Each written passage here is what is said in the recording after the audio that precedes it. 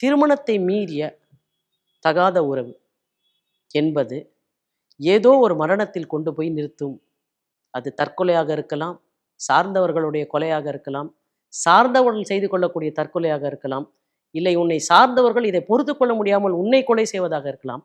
இந்த தகாத உறவு, திருமணத்தை மீறிய தகாத உறவு என்பது எங்கோ எப்படியோ ஏதோ ஒரு இடத்தில் ஒரு மரணத்திற்கு ஊன்றக்கூடிய விதையாகத்தான் இருக்கும்ன்றதுல எந்த மாற்றமும் இல்லை. அப்படின்னா திருமணத்துக்குள்ள ஒருத்தர் மாட்டிக்கிட்டா அப்படியே சாகணுமா கடைசி வரைக்கும்? இந்த கேள்வி வருது. யாரும் அப்படியெல்லாம் சொல்லலை. இங்கே ஒன்றும் சட்டம் அவ்வளோ கடுமையாலாம் இல்லை.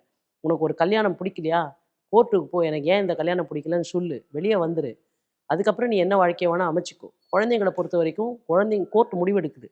யார்கிட்ட குழந்தைங்க இருக்கணும், இன்னொருத்தர் எப்படி பார்க்கலாம் குழந்தைங்கள, இதுக்கெல்லாம் சட்டம் இருக்குது. ஆஹா, நான் இதுக்கெல்லாம் போனேன்னா கோர்ட்டுக்கு எனக்கு சண்டை போடணும், நான் அவ்வளோ நேரம்லாம் என்னால் கோர்ட்டில் செலவு பண்ண முடியாது அப்படின்னா, எதுக்காகவும் யாருக்காகவும் நான் நேரம் செலவு பண்ண மாட்டேன் அப்படின்னும் போது, நான் என்னுடைய ஆசைகளை இன்றே இப்படியே, அதாவது நான் ஒரு கவிதைக்காக கூட நான் விரும்பாத ஒரு வரி எது தெரியுங்களா?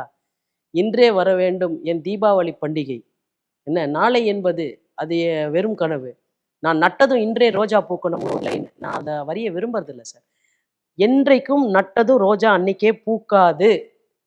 ஒரு ரோஜா நட்டா பதியன் போட்டா அதுலேருந்து அந்த ரோஜாவுக்கு செடி ஊற்றி தண்ணி ஊற்றி அதுலேருந்து வந்து அது ஒரு இலை துளுத்து அதுலேருந்து ஒரு சின்ன மொக்கு வந்து அது பூக்கிறதுக்கான ஒரு நேரம் இருக்குல்ல, அதுக்கு காத்திருக்காம இந்த ஃபாஸ்ட் ஃபுட்டு வாழ்க்கை மாதிரி வாழ்க்கையவே ஒரு ஃபாஸ்ட் ஃபுட்டாக நினச்சிக்கிறது இருக்கு இல்லையா?